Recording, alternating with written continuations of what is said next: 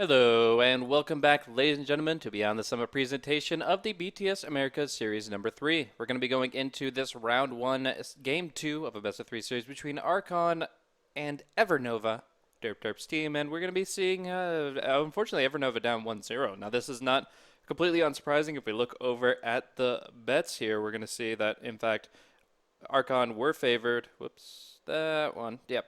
So Archon were favored 82-18. So a lot of people knew Archon had a lot to bring to the table. They're definitely one of the top. Well, we'll say I want to say 3 teams in any Dota, but we'll say top 4 just to be safe.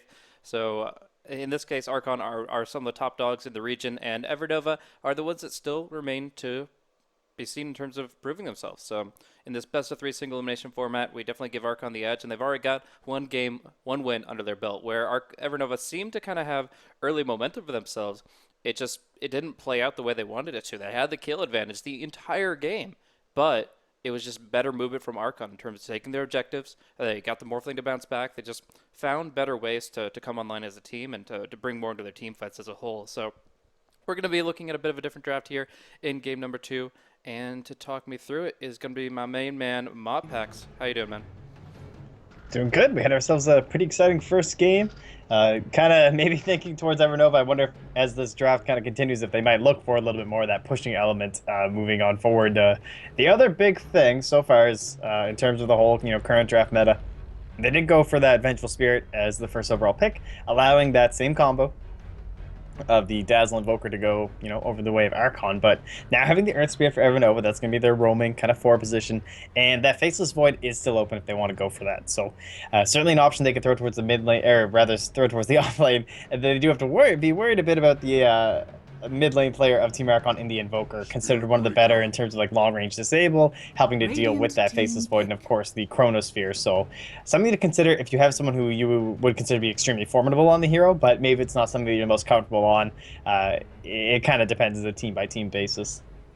Absolutely. Now we're going to be seeing the Spirit Breaker come through, where the Earth Spirit fills a very clear-cut role of the roaming support that can bring some solid disables. We're going to see the Spirit Breaker kind of offer that in a more global sense. Well, he's a little bit worse in the team fights. He's even better in the pickoffs, just because he's able to keep vision on his target and keep the engagement rolling. So we're going to have to see a couple of heroes that can kind of try to nullify his potential. Vengeful Spirit's Magic Missile is not the most common spell to actually stun the charge. You have to be in a very careful position to get it off. But Morphling could actually use Waveform in a very particular timing where he doesn't get affected by the charge at all, so that can be pretty good. Either way, though, it's just the late game carry that I think that Rain is going to be comfortable on, where the Anti-Mage definitely seemed to be up his alley as well. It just wasn't the hero that had the impact of the timing window that they needed. Evernova needed something that's a little bit more AoE damage output. They needed something that could fight a little bit more early on. Otherwise, they lost so many towers so quickly, and although the Anti-Mage was still farming actively, he just wasn't able to show up for the fights. And I think the fight's going to be brought to them, man. I mean, look, Dazzle and Abaddon on the same team, they're going to be just running at their opposition, diving towers, and just really bringing the pain. Yeah, the plan is pretty much to never go home at this point. I was wondering if they were going to consider the Darkseer actually instead of the Abaddon. Moving in towards like kind of that Darkseer Spirit Breaker. It's something they've done before with like a Darkseer Night Stalker, obviously a very popular and very potent combo that many teams have done in the past. But going for the Abaddon, it's just more up against the Earth Spirit, of course. Like long duration damage, the Aphotic Shield can be so helpful for that. Trying to save your allies, trying to all kinds of purges, of course, for the Vengeful Spirit. A lot of great combinations there, and it kind of works in the same vein, right? You put the Aphotic Shield on the Spirit Breaker, you can still get that nice little burst of damage when he's charging through onto his opponents. So very similar idea in terms of the overall synergy. And now looking at that, could you, like, they've already committed to these 2 supports, so you can just dive so deep as Archon, you know what I mean? Like, as in terms of not having to worry about like an Ancient Apparition pick, really. They'd have to run like a core Earth Spirit or something along those lines. And so far this draft is it's looking really good. Maybe just keep in mind right now, just like, how are you going to survive against the Spirit Breaker? Like, who can you throw in the mid lane that's not going to die to that? Yeah, that's an interesting point. We're going to see Razor to be able to tank things up a little bit. He is able to withstand a lot of heavy pressure and a lot of heavy nuke, and should be able to edge out the Invoker. The question then, of course, like you said, Spirit Breaker, once he does start looking for that charge action, are we actually going to be seeing the Earth Spirit able to respond to that? So that'll be my question for sure. Beyond that, they still have to really find something that pulls this entire draft together, presumably in the off lane here, as something that allows these heroes to all kind of do their damage, to fulfill their roles. Normally, in this case, I would say something that keeps them alive, a good stunner, a good disabler in the team fights. What do you think? For the side of Evernova, Yeah, I would still consider banning out the Faceless Void if I was Team Archon, honestly. Okay. It's going to help to slow down those two supports, like the healing. Like if you lock in either the Dazzle or the Abaddon, Dazzle fulfills a similar role to Venge, where you're looking to swap someone out of the Chrono in the sense that he's going to be doing the same grave plays that we saw attempted. No, I've got off some good ones as well, but from outside the Chronosphere, and something along those lines. You know, Ravage from a Tidehunter could also be the play if one of those two gets banned out. You know, probably those would be my two big ones right now. I 100% agree. I think that the time dilation is actually a really good spell this game up against Dazzle, Invoker, and Abaddon. Those are heroes that love to spam their abilities. Cooldowns could be very problematic for them if they can't get the second grave off in the fight or something of that nature. But so yeah, they're going to ban out the Darkseer, where I definitely think the Tide or the Void would have brought a little bit more to the table, but still, obviously, the Darkseer has his own offering. Mostly the fact that he gets to go Mechanism, and the Razor doesn't really want to go Mech anymore. It's much better for him to just kind of build up his own core items, maybe the early S and Y. The final ban out here is going to be the Slurk. Already, you've got so much healing on the side of Team Archon that if you add in a little bit more self-healing or even that kind of pseudo-invulnerability, the untargetability of the Shadow Dance, it's actually really difficult to pin an enemy carry down, so you want to make sure that whatever they pick, it's going to be the least survivable thing possible. But we're still going to be seeing Terrorblade hit the battlefield. Some people are calling for it, and here it is. Going to be in the hands of Jayo, which he has shown a penchant for these types of heroes. He's had really good Naga Siren historically, so I'm sure the Terrorblade is going to be just as potent. Yeah, I mean, when you've got the Dazzle and the Abaddon, you can just go right into it, right? Terrorblade, you'll be fine. Nice and survivable. Any sort of pressure brought into your lane will be quickly routed out by the Spirit Breaker. And it's always a pretty exciting hero to watch. You know, some teams have been experimenting quite a bit with it. So I'm kind of excited to see him make his way further up into the meta. It seems like one of those great kind of fifth picks along the same lines of your Meepos, your Broods, something that when you see this opportunity of, you know, low pressure in the early game, as well as not too much in terms of like a global presence, where you can go for this Terrorblade. And that certainly offers a lot of push that Evernova were lacking the game before. Again, Archon have this kind of a lineup where they can just start going for these objectives, and maybe they won't have the most kills. We see this all the time with Terrorblade teams, and they still come out in terms of objectives, and suddenly they're pushing at your racks after a single one fight. Yep, so I believe right now that means that we're going to be seeing that classic NA pub role set of the Abaddon here, where he's going to be going into the off lane. He's going to be going for the max shield early, and he's going to be looking to survive. How do you think he's going to fare if the Earth Spirit actually puts some time in the bottom lane? If he goes in for like the stun combos, whoa, that'll change things up a little bit. But first and foremost, the Abaddon, do you think, or Abaddon? I keep on messing that up, but how do you think he's going to fare? It's kind of like, I mean, I don't even know where these lanes are going to end up going, like with Rain doing his thing before. Generally, it's pretty hard for him to have a bad lane, right? There's no anti-mage or anything for a mana burn. There's no... there's not really too much to actually force him out, and whenever he starts to feel a little bit of pressure, Spearbreaker coming in with the Aphotic Shield can just be so potent, as well as the Invoker Sunstrike. So they have all these tools that whatever amount of pressure he is receiving, they can kind of fire right back. It does kind of feel like there's a little bit of an onus on Evernova to try and slow him down, though, because he is, again, much like Fluff is going to be on the Dazzle, he's kind of one of the main drives that's going to be pushing forward this team as they go for these objectives. So it's going to be pretty interesting to see how the lanes work out. Right now, it does look like the Earth Spirit role has changed a little bit here. Hook was playing the off-lane Batrider previously, so him playing the Earth Spirit with the Orb of Venom, he seems to be roaming intensive, and then that would leave either the Zeus or the Razor to have to take the off-lane. We've seen Zeus off-lane a little bit here and there from some professional teams, but I've never been fully convinced by it. I think it's more of like a hero that you can run as a support that rotates in the off-lane, gets some levels when the waves are pushed out, but just dedicating him to the offlane does pose a lot of risks. But maybe the Arc Lightning counter push is what they need. Maybe with the early tower pressure that's going to come in from the Terrorblade and the Dazzle, that you just want to be able to burn down those creep waves quickly, and that's something that Zeus can provide. Yeah, it's true. And again, it is a lot of this vision control that you talked about with the Night Stalker too. So, seems to be something that they are definitely putting quite a bit of priority on in the draft. And we mentioned like not having a lot of global presence. That's what they're going to use it for as well, for trying to knock down Jo. That last moment, right when he's going for that Sunder, is when you can really get in there with the Thunder God's Wrath. Just have to watch out for that Grave. Sunder is so powerful in Oh yeah. between Dazzle and Terrorblade. You see it in so many games, and it's so unbelievably frustrating to have to deal with that. I'm really going to feel for them when it finally goes down one of these fights. Yeah, I was casting MDL and Team Secret, who had the Dazzle Terrorblade combo. It was a game where Eternal Envy actually got the Rampage on Terrorblade, and they were able to make use of that so many times.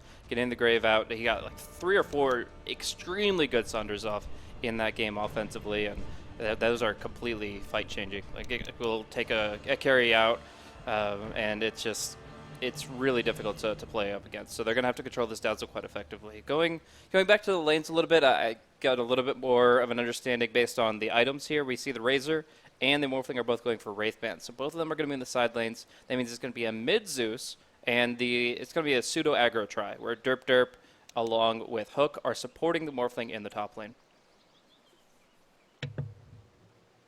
Is Good it question. Hook, okay, or Hook? That's that way. We're asking the important questions here, guys. It is. We'll have all the info.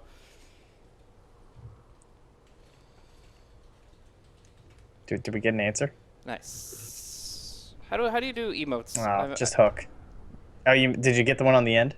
There we go. Missed it. Oh well, whatever. Tisk, tisk. I'm not an emoticon person. I don't BM. I'm not that NA Dota. I'm just normal NA Dota. what do you mean? There's no such thing as normal. Okay. Just so you're aware. You kind of lose it once you Dude, end up here. my report card is clean. My last 25 games, less than 2 reports. Come at me. But no. So we've got ourselves a little bit of a pause here, and it's going to be Hook. That makes 2 Hooks in competitive Dota 2, one in the European scene, one in the North American scene. But obviously, despite the Radiant team name, we are going to be in NA. So we'll see. For now, though, it looks like Raze is back in, and we should be ready for some 5v5 Dota. All right. I'm ready to rock here. I really hope that Evernova can bring it back. You got to feel a little bit, because it kind of seemed like, from their perspective, they might have felt like they had a lot of control, because you're getting all these kills and your anti-mage is farming and you're just kind of waiting for this moment where you're just going to flip the switch back on, It's like, all right, guys, this is it. This is what we've waited for. And it just kind of felt like they spent the whole game waiting. They get a pick off and they'd wait. They're going to pick off and they'd wait. The Battle Fury came out after that nice double kill in the mid lane, and I thought that was it. I thought we were going to turn this whole thing around and start mashing ourselves down the lanes, but they couldn't get the objective of the Roshan, and from there, it just never seemed like they had any more hope.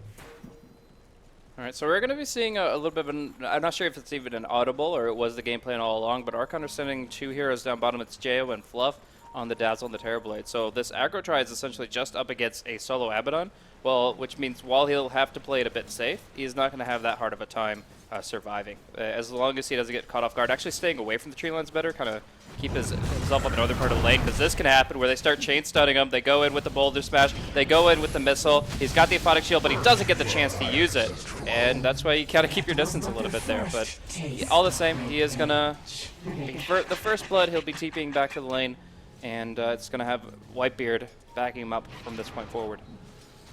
Yeah, a little bit of hesitation there on skilling up the aphotic shield might have cost him his life in that situation, but it's only level 1 anyway, so in the end it might not have made too much of a difference considering just how many spells you're going to have available here, like these low cooldowns as they start getting a couple more levels here. Vengeance Spirit now down the bottom lane. Mercy, please, can he really go down here? Is this happening? It's very close call. We're going to see the Tangos negating the poison. He's going to have to heal himself. He's going to have to heal himself. No, he doesn't. And he will be going down. We're going to be seeing a 1-for-1 across the map now, and Moo is starting to get very aggressive in this top lane, but Fluff, this is the second time he's already put in so much damage into an opponent in the laning phase from level 1. Really loves this early point and poison touch. It's funny how I went from this skill that was totally denounced by everyone. It's like, oh, it's awful. Worst skill in the game. Poison touch is the worst skill in the game. It's like, oh yeah, no question. And now Just a little tweak here and there, and suddenly it's a-okay again. Yeah, I mean, well, the fact that it only costs 70 mana now is a lot better than it used to be. I like, it was probably the worst skill of the game, but they definitely made a few modifications that helped it out quite a bit. But look at top lane now. We see that there's going to be some roaming from the Venge, from the Earth Spirit, and while they're controlling runes, they're helping out the Razor.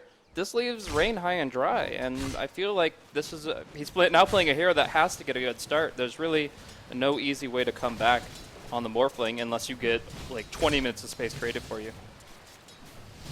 Yeah, it is kind of this whole curveball they threw in the draft, right? Like we're thinking about something like a Faceless Void or a Tidehunter, and they chuck in a Razor, and so this is how you kind of wind up with almost a solo offlane Morphling for what seems to be the majority of the time, and whatever a hook can manage to offer. And in terms of the other lanes, like the mid lane, probably not going to see a lot of action here unless it's involving the Spirit Breaker and the Earth Spirit and whoever they're going to be rotating on, whoever's going to be getting the better end of that trade. Probably the Spirit Breaker generally has the easier target, especially when you're working with like Cold Snap into the charge on top of that Zeus. So he's already got one nice little cancel with the Lightning Bolt, trying to cancel out these charges, and as long as he can continue to do so, he should be okay.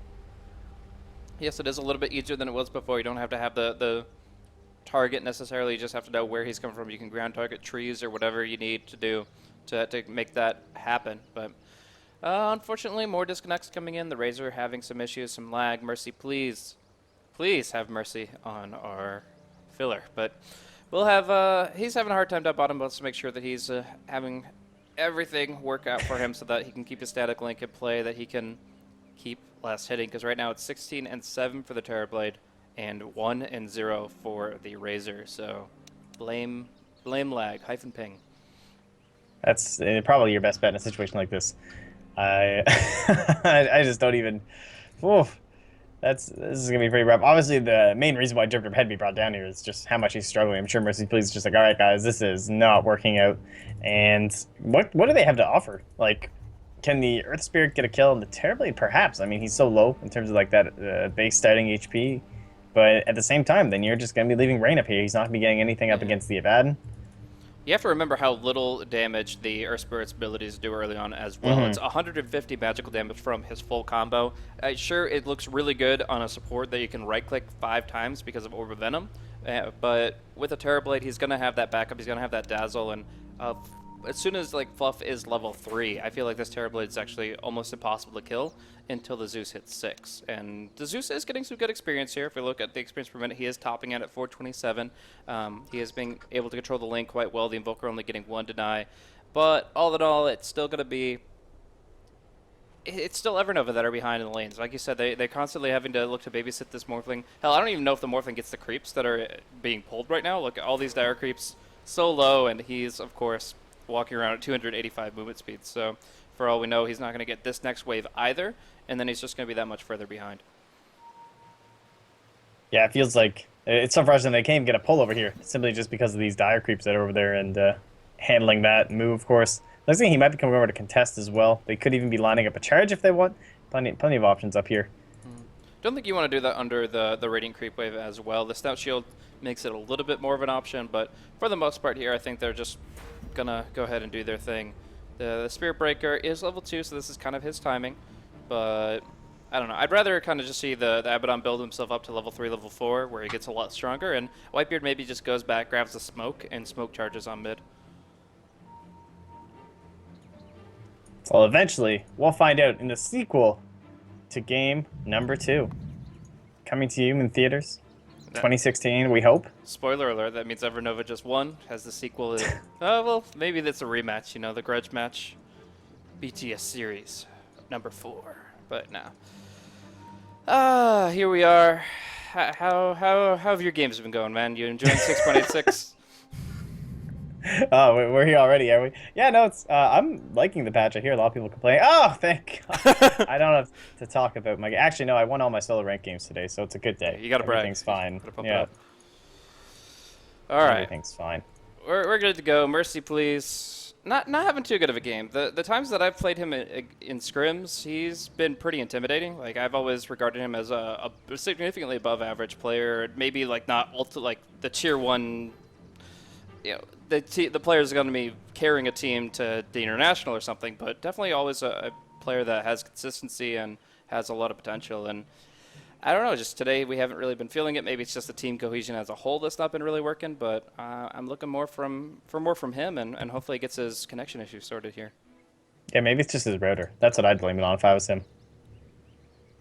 All right, well, back to where we were then, since it looks like he's restarting his entire rotor. In terms of the patch overall, I definitely feel like it's pretty good. I can totally understand a lot of people's gripes, but I mean, it's the same gripes we hear every patch. There's always going to be overpowered heroes. We're always going to have to deal with them. Just live with it. Invoker's frustrating. I know. We all know Spectre's annoying, but overall, I'm not getting the ho ho ha ha vibe myself. Yeah, no, it's 6.83 is something that will be still regarded as one of the most necessary, but also most brutal patches in history as far as the metagame disparity. So it's nothing like that for sure. But we you know, I was expecting more from the D patch. I will say that 6.86D, I expected a lot more than just like a few changes. Well, the changes were all good.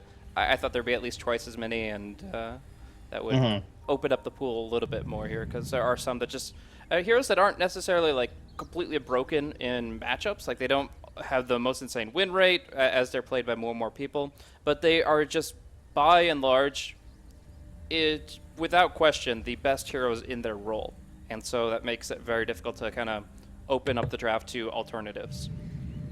Yeah, and I think we can safely say after MDL, there's going to be another mini patch before the major. I would hope. I would be Really? very disappointed if we didn't. Don't you think? I would actually say that's probably not going to happen. I just think that Not teams, even a balance tweak on ES, and I would like one, but I think that right now the timing of it is kind of rough, because teams are right now practicing on the patch to try to be ready for Shanghai, and I feel like the Star Ladder patch was the one that they were kind of saying, okay, well, this is now what everybody's going to be playing for the major, and I think our Spirit will remain as he is, but we'll see. I hope not. I mean, we have a full month, so I would hope that that's enough time. But then you got to think that the Chinese teams are not going to be even really playing and practicing during the Chinese New Year. That's not really fair to them. I don't know. Like, if you release a patch 2 weeks before the major and one entire region doesn't get to practice it, we're going to see a disparity there. Like, while eHome performed marvelously and VG Gaming I still think have a lot of potential at the major, I feel like it's going to be a lot of trouble for them if the patch like comes out all of a sudden.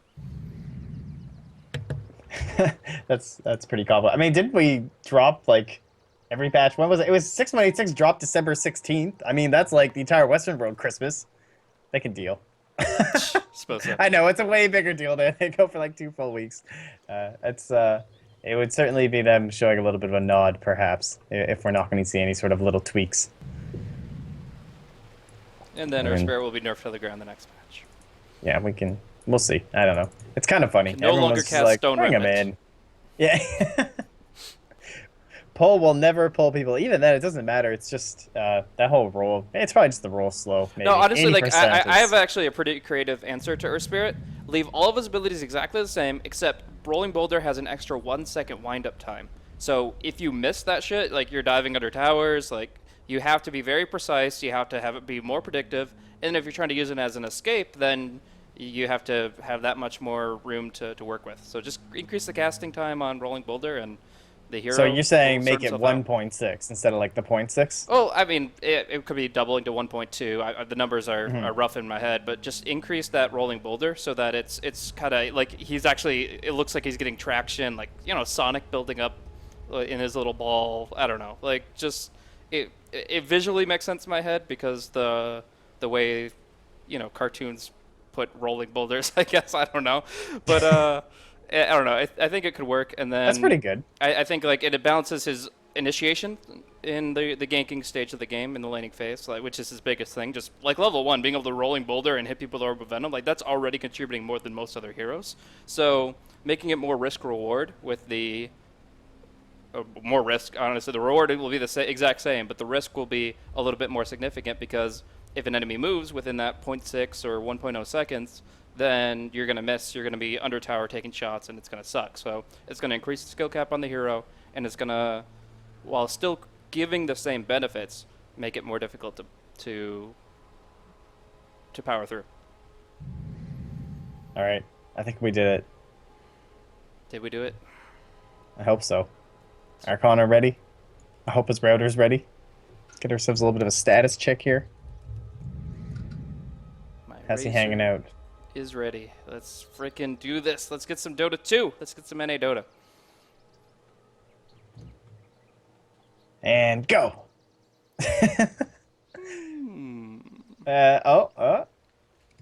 All right, so in this current state of the game, we're going to be seeing a pretty significant net worth disparity. Oh, Oh my! no. Let's check out some graphs. We're getting some pretty good information here. Well, MotPax, can you talk to me about the win percentage of a team that by 2 minutes and 50 seconds has a 600 net worth advantage? Solid, what, 80% probably? It's all that matters is the first 4 minutes, guys. Don't forget. Yeah, I mean, that's It's fine. This game is all about snowballing, and it's all about who gets the first creep.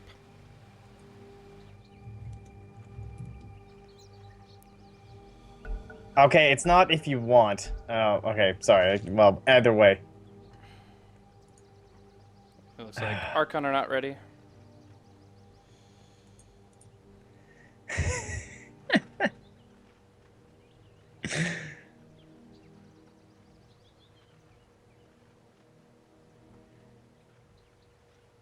Okay.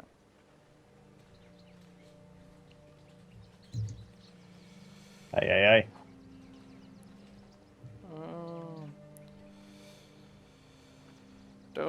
We gotta stick to the rules. As long as Archon are not ready, then we need to keep it moving.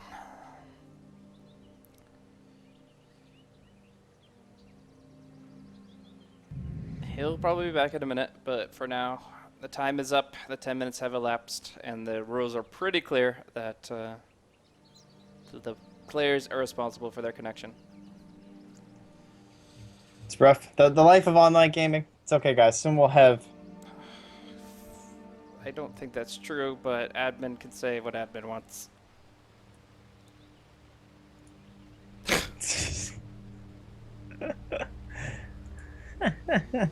All right, so we got some time on our hands. Let's talk. Damn, nice guys. You know, you get qualified to Shanghai and suddenly nothing else matters. You know.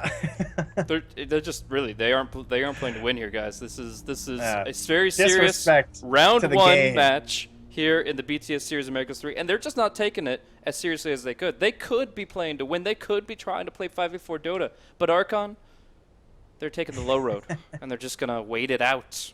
Wait for a 5v5 matchup. What kind of Dota 2 involves 5v5? I don't know. But so what kind of elemental aspects are we looking at here? We got 2 lightning guys, Razor and Zeus. We got the water to conduct it in the Morphling.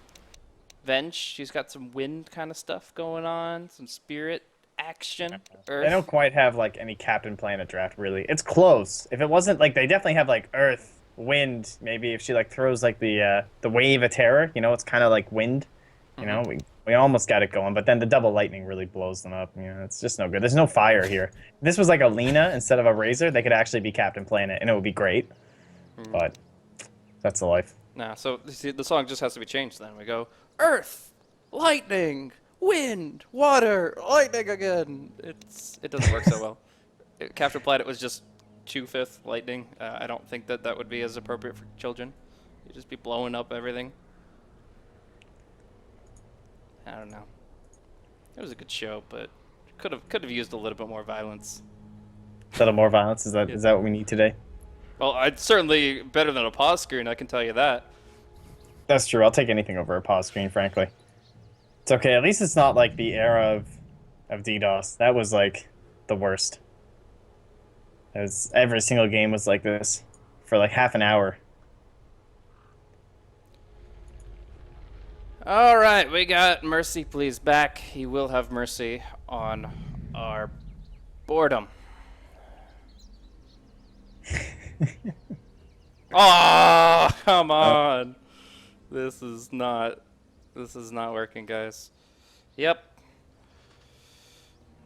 All right.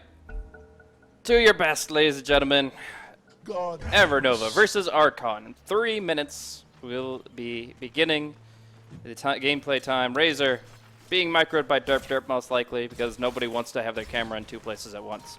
So already missing a last hit This means he's doubled Mercy Please's CS. Maybe that's what they need. Derp Derp to play, just carry and support at the same time. Micro skills. Well, he's already left go. Look, Jo, he's just like diving the tower. No fear. He's like, it's okay. They can't micro the vent in time. I'm sure it's fine. I'll just do whatever I want. All right. So I feel like if you have 2 players there, he probably like could have actually died.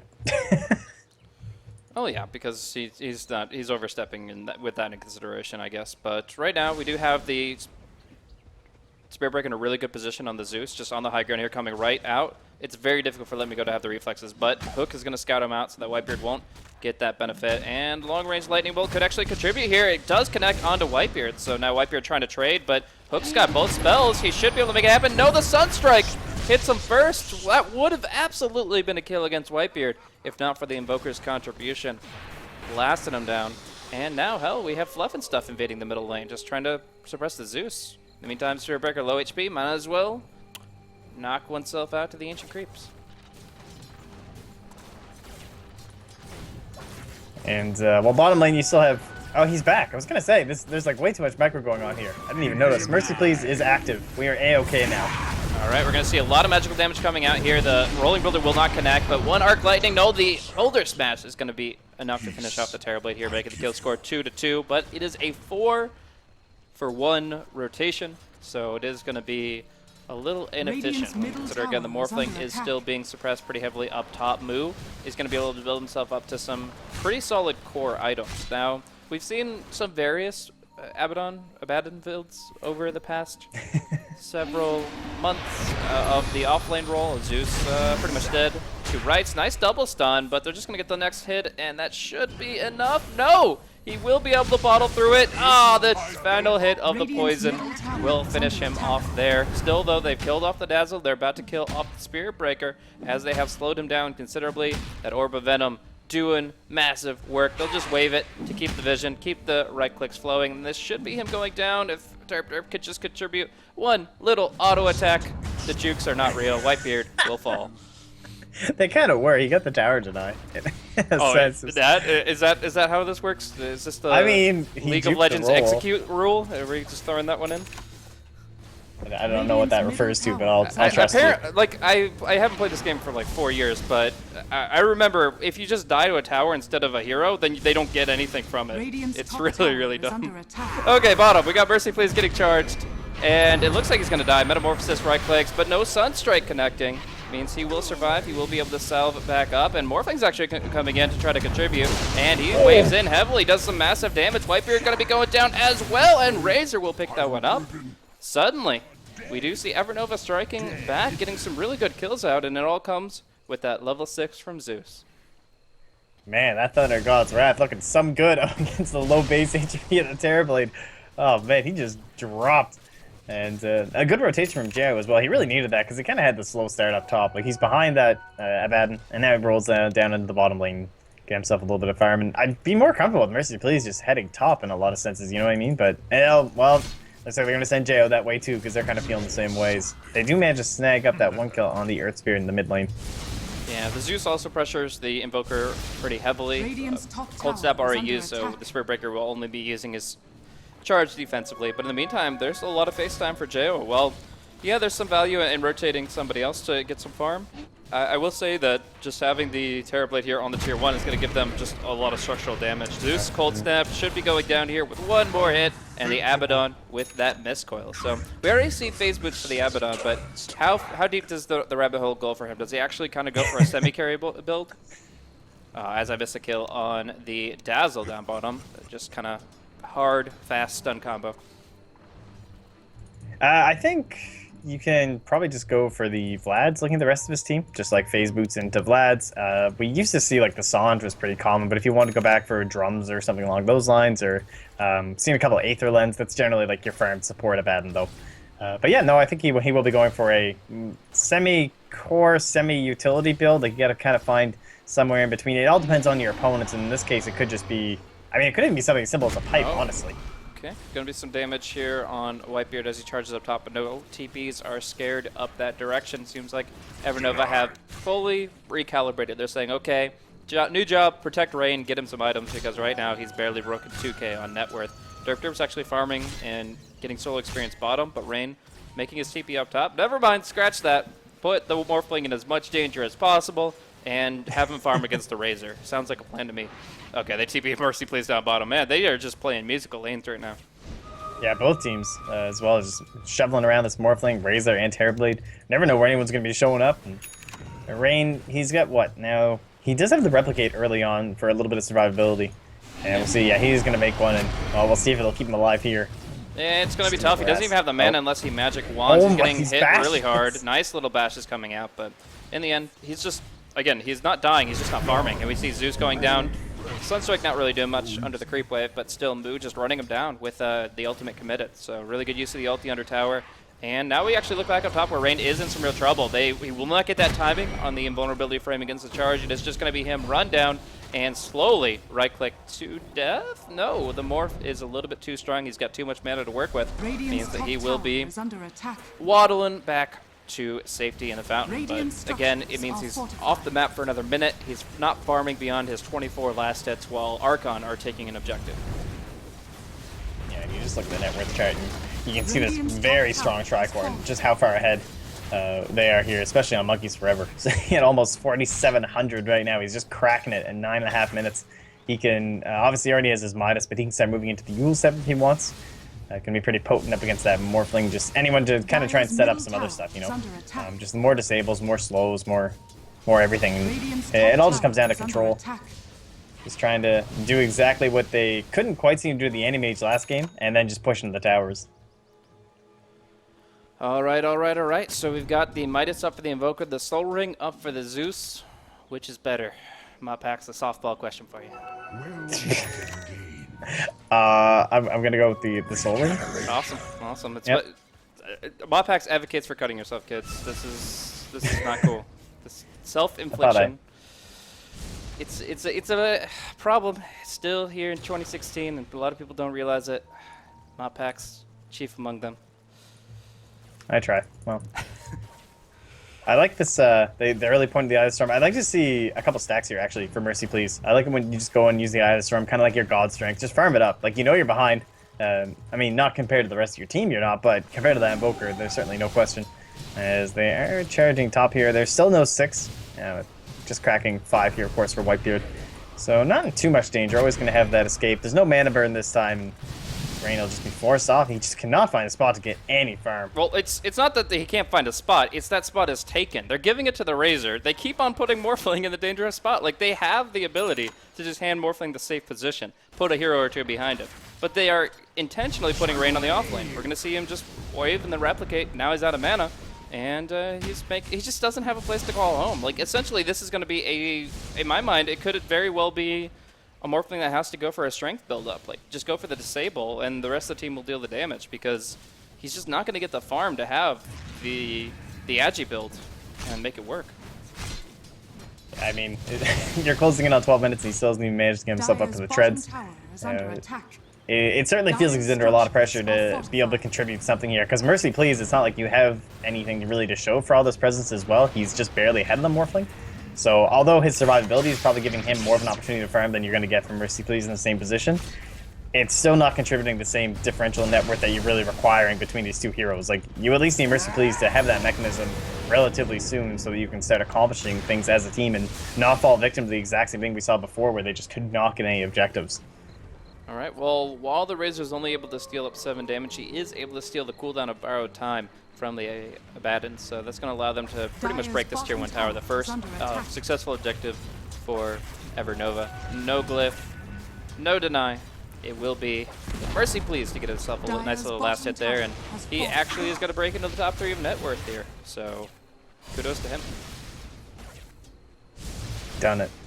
Almost. Oh, there we go. Yeah, right back on top. He's duking it out right now with the Abaddon. Started from the disconnect, and now we're here. 3rd in net worth as your 1 position. Pretty solid. All right, this is the run back right here. This is your smoke up play. They're going to try and find something.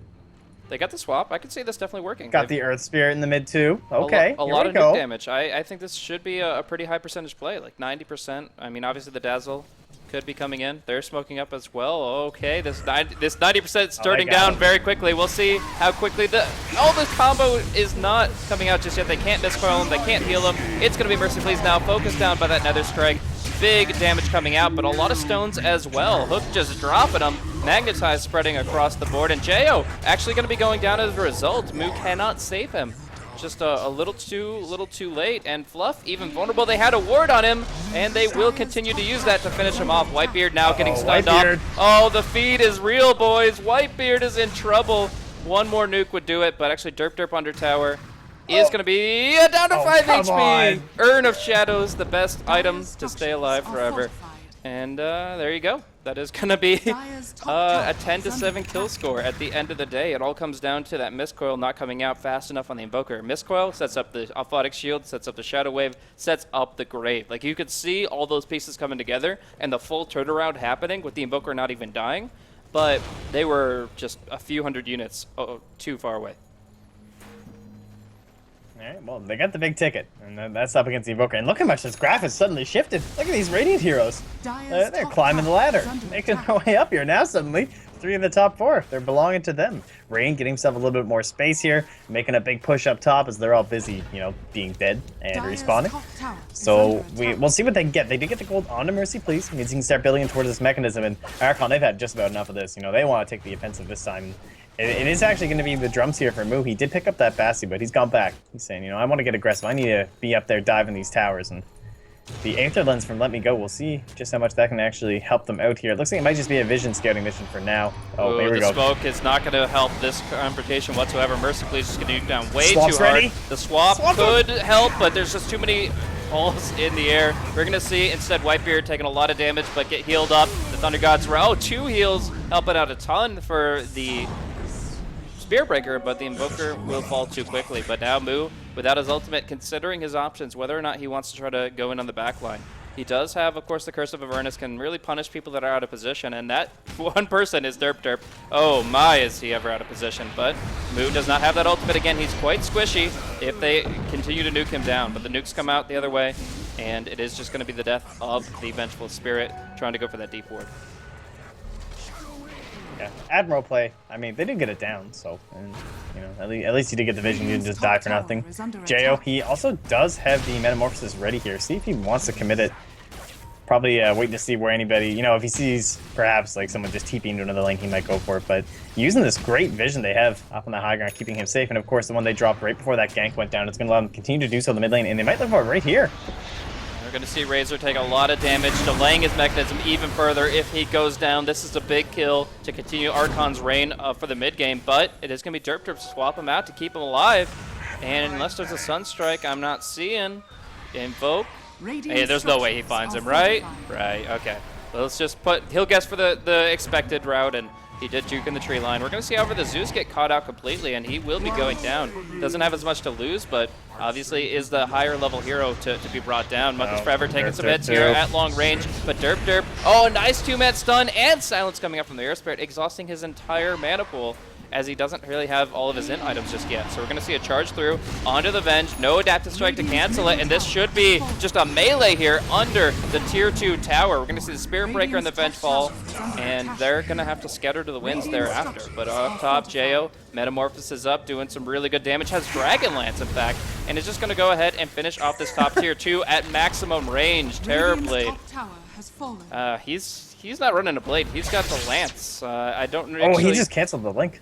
Yeah, there's been like 8 link cancels, honestly. I don't know. Mercy Please does not seem to have had much success on that front, but what do you think about this Dragonlance? It's something I've never seen picked up on Terrorblade. Obviously, he can look to disassemble it into a couple more common items later on. Do you think it's just I mean, you're definitely getting Butterfly eventually. Well, I mean, more than likely, right? So seems pretty great here. We saw it a couple times with Clinks, I believe, in MDL when they picked it for Arteezy, and it seemed very effective, especially when it came to sieging, going for objectives. It's just creating extra space between yourself and whoever is trying to kill you, right? Throughout like the entirety of the game, even what it means when you're pushing racks. So I can really appreciate it, especially up against a Razor and a Morphling too, because these are 2 heroes that do have a little bit of a decreased range when it comes to their actual attack, right? Like it's 475 for the Razor there, and then it's also 350 for the Morphling. So he can now outpace them. Dire's top tower has fallen. Alright, where's my swap play? All right, Dirk, well, we're going what to do you see got the here? missile come out. Abaddon could just kind of run them down, though. He's going to go for the phase drum. Look how fast this man is. They're going to try to pop the power time early with the plasma shield. Won't work. He still has 90 HP to go, so he's going to be all right. Rain is actually ready to jump on the top rune with his replicate, but otherwise just kind of doing his own thing, farming, splitting, trying to get some TPs up top so that his allies can take the bottom tier 1. Well, they're going to see him jump out. They're going to immediately go right back bottom, and it looks like Evernova are still going to be deprived of the key objective. Alright, well, Archon, they're waiting here. Still smoked up here. Half the duration left. So I gotta say right now, while Evernova, up to this point, have looked a little wishy-washy. Like, they seem to be able to take fights, but I don't know if they're going to be able to scale hard enough late because they don't have as great of controlling abilities as Archon does. I feel like right now they just hit kind of their peak. They just got a mechanism on the Razor. They just got a Veil of Discord on the Earth Spirit. A Veil, in fact, with a Ether Zeus and a Morphling. Like, if they can get the full combo, where they can get all the spells out from the Earth Spirit, from the Zeus, from the Morphling on veiled targets, they can take almost any engagement. And then on top of that, of course, you've got the mechanism to help keep heroes alive when they've been just narrowly surviving or dying. Like, it's always been very close. So if you can just bump your HP, pull up that extra 250, that makes a huge difference in these engagements. Bottom tower is under attack. Yeah, and there was a charge coming out there from Whitebeard. It might have just given away the ward that they also had placed down here, so we might see Zeus rotate over there on their way back. Perhaps, well, we'll see if Derp is going to ping it out there. They definitely saw the charge coming in because they did ping it out on Whitebeard. But keeping the Zeus outside the vision, they don't want the charge on top of him, seems to be the main goal for now. Alright, well, we'll see for now. Just kind of gradual group up. It seems like with these items, Evernova realized their compulsion to essentially 5-ban.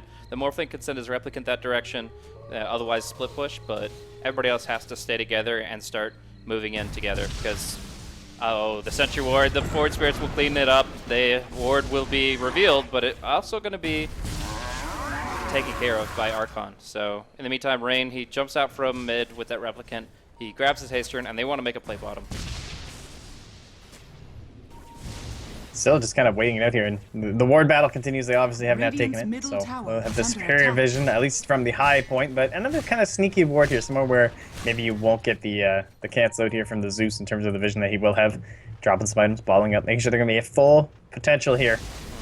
And they're not going to have their Morphling, of course, but really, what does he offer before the Lincoln's? It's just too risky for him. I mean, I still think, like, even if you just wait for him and then have to more strength and run, like, you're still doing a lot more, but the big thing here is Abaddon has a TP, and Morphling has no way to get back to the bottom lane. So if they're going to force this, they're forcing it 4v5, where the Terrorblade and the Abaddon can both rotate. Yeah, he's just got to keep an eye on him. If they want to force this, like, he needs to just chase Moo and make sure that he's going to be able to cancel it. Yeah, exactly. If the Abaddon is able to TP back, there's no way Evernova can take the fight. But if there's an adaptive strike, it kind of puts Evernova on even footing. What a stalemate up here. It is so rare that you see that, like, for this duration, you're going to have so many heroes committed to a single spot. We'll see if Mercy can finally turn this into a victory. Yeah, we're going to see them pursue on the tower. The Glyph will be popped out while the Terrorblade just grabs his BKB, but Moo's already crushing on that 2-2. Moo has done more damage to the mid tier 2 than 4 heroes have done bottom. It's just been this kind of gradual play, but now we're going to see a full rotation. The 3 heroes involved here as the Earth Spirit jumps in. They won't get all their spells off, though. They're going to have to swap to reposition them. If they can just get closer, there it is. Now going to be pop of the borrow time and then stunning him, locking him in. One more rolling boulder should do it. Oh, do they have the stun? They certainly do. He's back to full HP, but not for long. Dropping back down very quickly, and finally should fall. I think he'll suicide? No. Does not get the self-deny with the miscoil. It's going to just be going down for 40 straight seconds. But once again, all the creep waves are pushed in. Jao's done a great job of pushing in top. Moo's been pushing in mid. Now down bottom. Monkeys Forever hits on the tier 1. Alright, well, the reverse pressure. Finally, they managed to hold that tower after all of that, and they're going to be able to swing it right back and then charge back to momentum. Despite losing Moo, I mean, they did get a ton of damage on that tier 2 in the mid, and now obviously they'll be knocking that down. Jao has an Invis rune here, and if only he was low HP, he'd almost be wishing with that BKB. He actually has BKB and Dragonlance. That's pretty great. But they can set something up here. Going to have the reflection or whatever they'd like. Oh, just going to go hard here onto the Zeus, but the swap out will save Let Me Go. And we're going to see the combo come out onto Mercy Please. So Jail's Metamorphosis and BKB really not actually accomplishing as much as they would have wanted. since the Razor was still already exposed. But all the same, they get the kill. They will look to turn it into a Roshan, as I could just M-click the illusion here to tank up. Okay, apparently he's going to scout, and we're just going to see Jo go to town. Metamorphosis along with that alacrity, and he's able to just put so much damage. They don't even need negative armor to bring this guy down.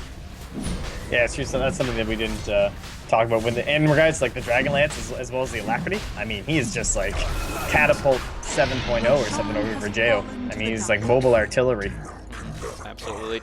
So it's going to be very difficult. So now that the Terrorblade has his Aegis, that in 90 seconds he can just start wailing on towers. And if there's any contest, then I feel like in general, Evernova are going to have a bad time, because we go back to what we were talking about during that extended pause, and the Grave Sunder is a lot less risky when you have the Aegis. That's when we got to see Eternal Envy make the most of it in the game I was referencing earlier. Is when he had the Aegis, he was so fearless with it. He's like, I assume I'm going to get the Grave, but even if I don't, I only lose the Aegis. So that angle. That extra insurance is a really big deal. But this angle from Whitebeard is so good. In case they actually want to TP everyone back and go for a fight, if they do, Whitebeard is that perfect angle you look for in your Spirit Breaker. We're going to see Mu, though, completely caught out. The Plasma Field, unlucky for him, will catch him out. So it's going to be Archon who lose one, and they're going to be losing their tier 2 as a result of it, I believe. Even though they're the one team with the Aegis, you don't fight in this position when there's the Veil, the Mechanism, and your 4v5. So they're just going to take the trade. Down bottom, they should be able to take it at about the exact same time. Surprise! I don't know. I felt like they could have fought that with the Aghanim Scepter ready. TP's available for Jo and Monkeys. It seemed like there was an opportunity to possibly set up in the mid lane, but do you mean before or after the Abaddon went down? Oh, before. Once he gets gone on. Like, yeah, okay. Like there was no escaping there for Mu unless he could like drag them into the tower. There might have been a potential for some sort of a setup here, and maybe it's just because without like this tornado, you can see it's not the longest range. Long enough though for Let Me Go. It looks like he might go down. Derp's waiting. Oh, he's not even gonna go for it. Whitebeard spotting him out. Yeah, Whitebeard's gonna try to get vision on Derp. Can he get the stun out fast enough? Gets the bash! 17%! Whitebeard will knock it down, and the all check comes out. Now, there's actually a really funny backstory between these guys. Both Derp and Whitebeard played together on Fnatic North America over 2 years ago. So these guys have some history. They've had some fun together. But to get 17%ed like that, like, oh, that's so brutal. Oh. Yeah, like, didn't even have the chance to know this track either. It was so far into that TP. That's just some Dota 2 right there, folks.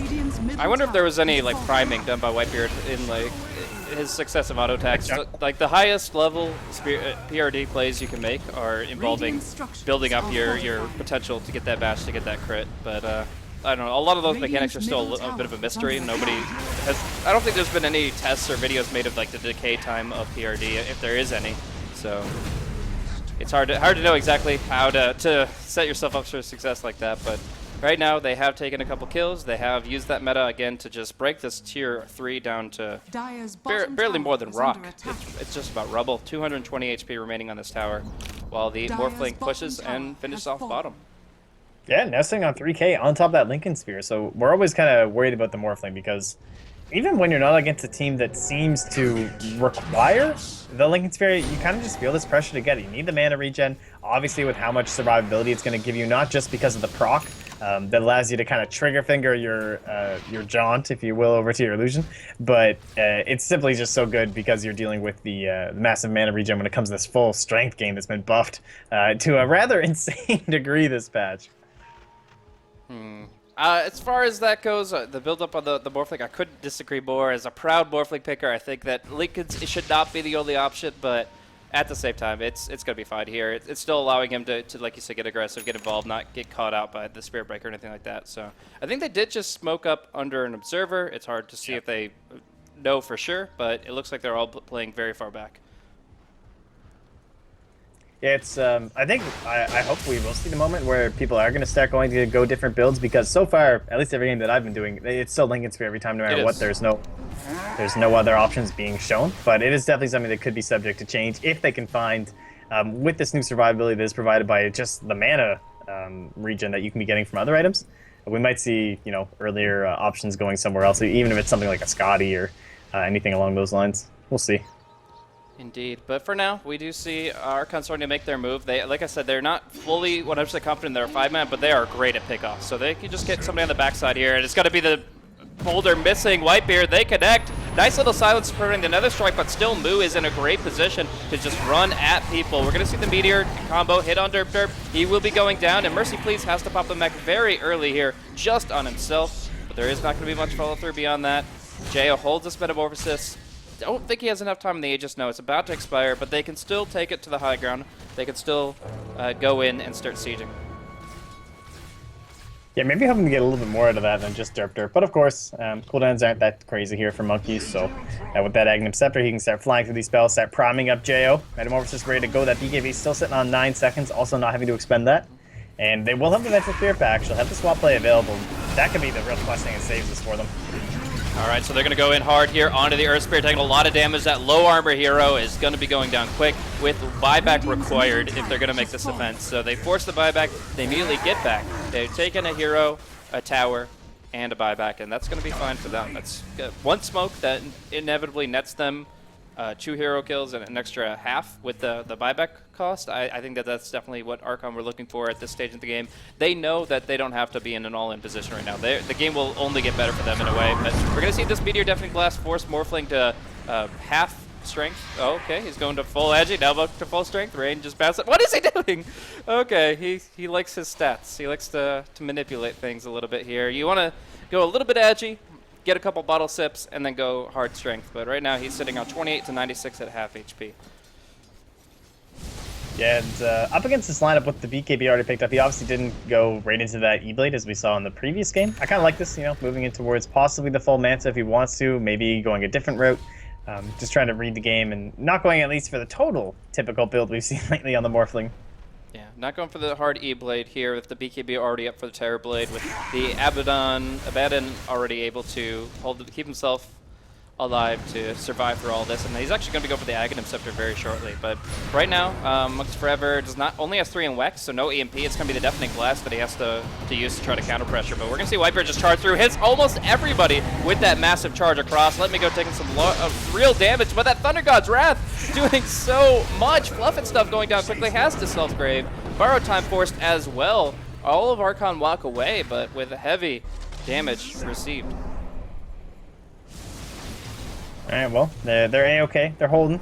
Yeah, they've been rebuffed, but they still are going to be able to rally here as they get their HP back up, and we're going to check buybacks. They've got 2, and they might need to commit everything they've got. Mercy Please right now, taking a lot of damage due to the Meteor combo, but Monkeys Forever dropped pretty low. Nice charge again. It's going to bring Derp Derp and Mercy Please down, but it's going to be a 2-man split, keeping Mercy Please alive with 50 HP. Ghost TP, is it going to work? The Mistcoil doesn't come out, and they don't get the kill. They'll chase a Replicant. They'll fail to kill anyone in their retreat, and that is going to be a very nice disengage from Evernova. All right, well, obviously a pretty risky play here. Feeling like they were pretty far behind, almost up to about 7K in terms of their total deficit. They're making that big push, but they held it together. They got themselves out. They showed that they can still throw down a bit, but they didn't manage any kills. They did manage the tower, so going to be important here. And now it just feels like with this maximum spawn on the Roshan, they're going to be looking to farm up any big items that are going to be able to turn this. Possibly the Manta style, if Morphling isn't going to be saving for the buyback, and maybe the BKB as well for Mercy Please. If those tools are up and ready for the Roshan fight, it seems that that might just be those things that might actually be able to turn it around for Evernova to actually win a big engagement, because I don't think we've really seen that yet this game. Yeah. So talk to me about this Ghost Scepter on Mercy Please. Obviously we know that it creates a lot of value going up against the Terror Blade, who does so much physical damage. Maybe you can Ghost TP when Spirit Breakers use both spells, but other than that, it seems like a kind of an odd item when there's still a decent bit of magic damage on the table, and all in all, Razor just he doesn't usually survive by that kind of means. Do you think this is a necessary pickup? What do you have any stats behind this? I don't know. I definitely wasn't looking up Ghost Scepter Razor stats before the game, I confess. But it is a little bit odd. Obviously, it does give you just +5 attributes. I mean, it's not the worst item overall in terms of, like, you're always going for these kind of stat items here on your Razors where you do, like, S and Y and everything like that. But there's really not much of an explanation that I can find besides, hoping that he doesn't get derped there with the bash going for a TP. Indeed, that's not the new NA Dota Spirit Breaker term. He gets derped on, or white-bearded on, I guess. I mean, I suppose you would be getting, yeah, exactly. You'd actually be getting white-bearded on in proper context here. Dire's middle Oh, barracks but, has fallen. yeah, wait, okay. I feel Archon missed that as much as I did, but that's a free range Rax. They were so focused on what was going on everywhere else but mid that they actually just gave up a range Rax. Sorry, I had to sneeze. Yeah, that was something else. You know, he just kind of sitting there. It's like, oh, we can totally get this Morphling guy. It's like, which one is he? Oh, he's gone. Oh, we just lost that. But it's a range Rex anyway. That's gonna turn on their jets. You know, start looking towards the mid lane and this Roshan, man. It's coming up now. Are they gonna get to that perfect timing? They've got the Forest Spirits in there already. So yep, leaving that one inside. That'll definitely be scouting this out. Oh god, I thought I was gonna get rid of it here. Even Moo, he's just having none of this. He's like, I will wait for this, but we have the full squad here and ready. They're going to start deboarding, get rid of this vision, just freshly placed as well. Yeah, so right now the Razor has enough for BKB, but he's actually going to be going for that Ags, just 200 gold, but that's not going to come out in time for this Roshan. He's buying out. He actually has buyback, nevertheless, as long as they go for this engagement hard, but again, they don't really have any tier 2 towers to TP to. Neither side does. But obviously, like the Spirit Breaker can get back to the fight a lot easier than some other heroes. So in this engagement, I have to say that Archon are still a bit favored. It comes down to skill usage, of course, but for right now, unless we see the Earth Spirit just hitting some of the most insane combos of skills you've ever seen, I feel like Archon should be able to take that engagement if they really want to fully commit to the pit. Yeah, I can definitely get behind that Agnum Scepter as well, and I think it might come on the back of the fact that they've been having trouble with the push. Like, they don't have all that much damage. Obviously, when you're dealing with a Morphling and...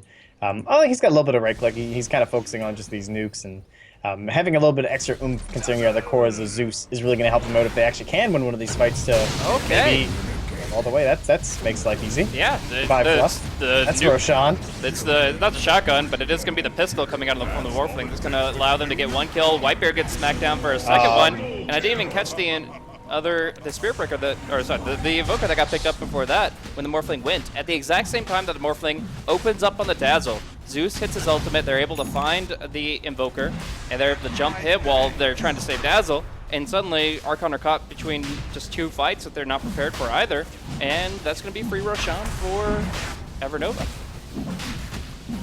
I almost feel like someone should be like back pushing up mid lane in a sense. Just see if they can actually get anything else off of this while Monkeys is down. They probably assume he has buyback though, in all fairness. I would be very worried to try and do all too much there. And Fluff's actually drawn line down mid, and an Octarine core picked up here for Let Me Go. Alright, so not even level 16 quite yet, but he's going to have the Aether Lens Octarine core all done and ready to rock.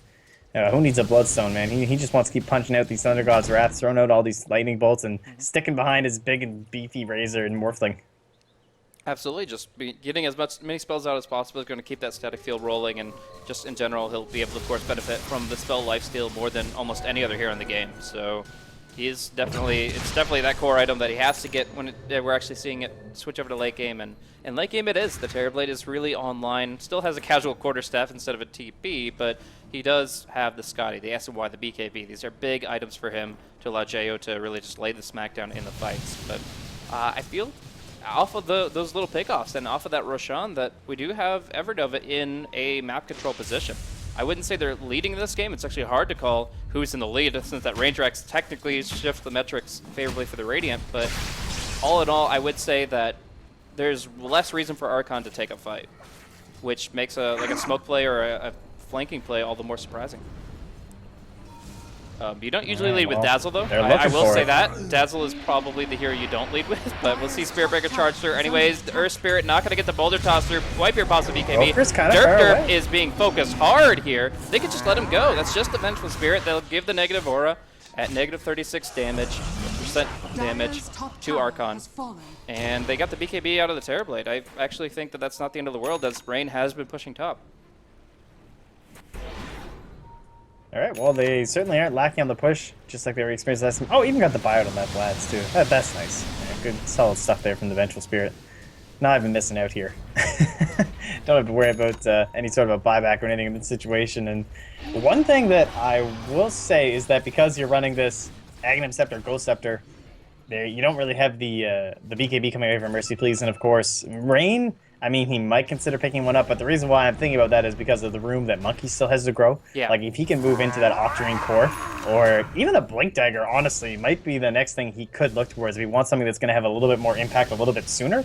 Because if he can get a good position on some of these spells that are now available to him with the Aghanim Scepter, it's something that I don't think we've seen so far. I mean, we've seen him do a full Meteor Deafening Blast on Avenge, so maybe some higher priority targets might be the idea. Yeah, I mean, still Mercy Please is a good target. I mean, getting the Yules on him, he does, like you said, doesn't have that BKB, doesn't have that response, so it actually is some pretty high percentage plays to go for the Razor first and foremost. We're actually going to be looking bottom. They're going to look to break the Morphling's Lincolns with that Mistcoil, but they don't have a Hex or anything on Monkeys Forever, so they can't actually stop the Replicate away. So everybody's mid. They're going to try to actually get the melee racks.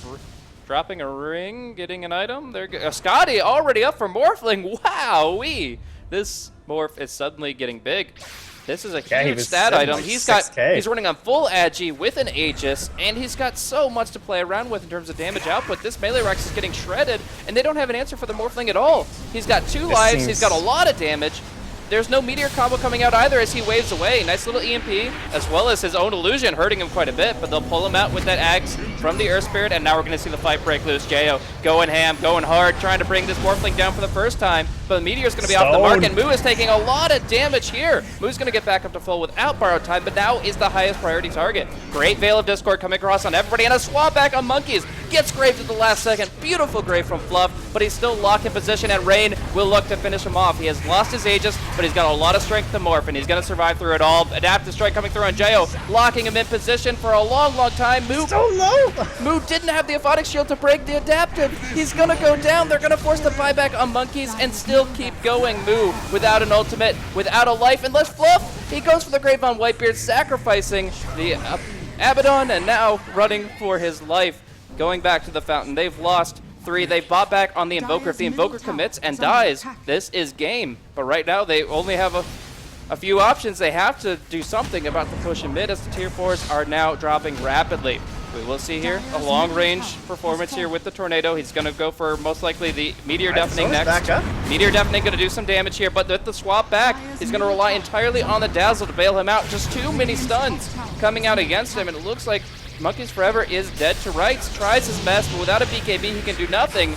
And that's going to be him die back at 87 seconds. The GG comes out. One way or another, they realize that they cannot handle this Morphling. He suddenly exploded in farm, where he's been sitting for half the damn game on just a Lincoln Sphere.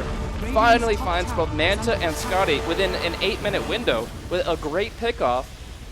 1 Invis Rune turns into 1 Dazzle kill, which turns into 1 Invoker and Spirit Breaker kill, turns into Roche, his Scotty, and the game. A 1-0 and 12 Morphling, and his 1 kill counts more than anything else that happened this game. I actually cannot believe that Evernova were able to pull this one out. That Earth Spirit Aghanim Scepter at the end of the game was so heartbreaking at the same time for Archon. Like, they dumped the full combo right on top of Mercy Please, and Hook is just like, no. He just turns him into the stone, and able to withstand the whole thing. Comes right back online with that Aghanim Scepter in the eye of the storm, and, I mean, obviously, as you mentioned, Rain just so tanky now, and that Scotty just suddenly flies out to him. Archon had no answers left, and they end up taking just through that mid lane, crushing in, and we get to head ourselves right into game number 3. Yeah, really just crazy stuff from Evernova. Getting the Aghanim Scepter is essentially turned out to be the answer for the Razor. We were questioning survivability a lot, but he certainly got there with the help of his allies. Even the pullback on the Geogrip due to the Earth Spirit's Ags was something that helped out the Morphling a lot. He got to use his full Agi pool for 2 full lives, and then even when they focused him down that second time, he kept on morphing. He kept on surviving, and he kept on contributing to the team fight, and nobody died for so long in Evernova's push, and they were able to just prioritize so damn well, put Dazzle in a really tough spot. Fluff and stuff, I gotta say, is still up there in terms of MVPs despite losing, but you can't grave them all. You have to make a choice, and in that case there was just too much damage flying out. Evernova making a really good comeback happen, and what started off to look like almost a 4v5 game with the Razor's disconnects turned out to be a hell of a game of Dota 2, and I'm glad to have been able to share it with you guys. So we're going to be going into the third and decisive game of this best of 3 series here in the single elimination round 1 of the BTS series America's number 3, and we're going to be seeing Archon or an upset. One way or another, it's going to be a great game. You'll have to stick around. Once again, I am at BlazeCasting on Twitter. If you enjoyed the commentary, please feel free to follow or tweet at me. And, of course, my wonderful co-caster, MotPax, as well at MotPax. And, well, let's get on to Game 3. Can't wait.